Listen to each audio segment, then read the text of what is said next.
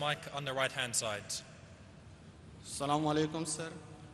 My name is Hamayun. I am the student of finance. My question is about interest.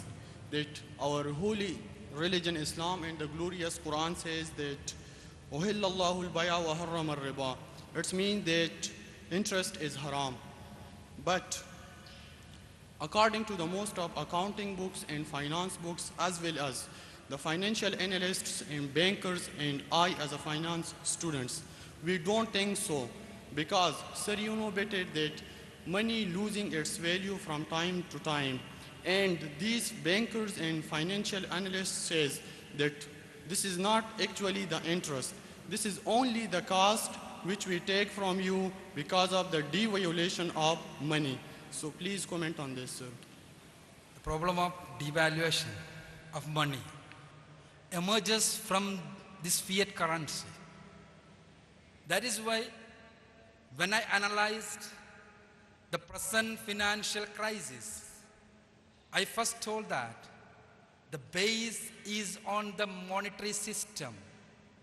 That monetary system lies on the fiat currency. That means a currency which doesn't have an intrinsic value. Money become money because governments say it is money. No value is there. So not only the devaluation, but the transactions, lending will not be possible in this system legitimately.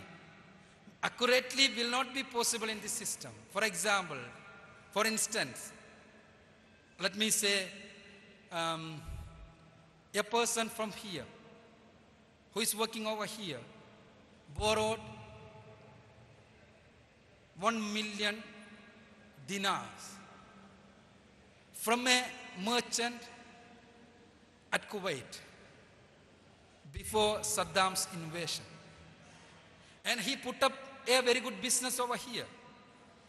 And he utilized that business, that amount in that business.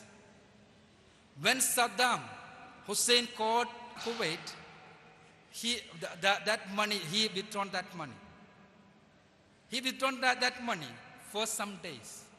So the money, that dinar, did not have any value for that duration. It was available in the market for silly cash, pennies.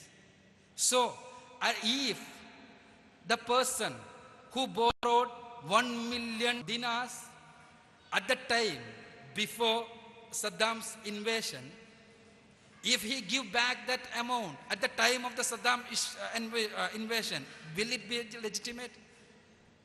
No. Why? The same money he got, he is giving back. Why not?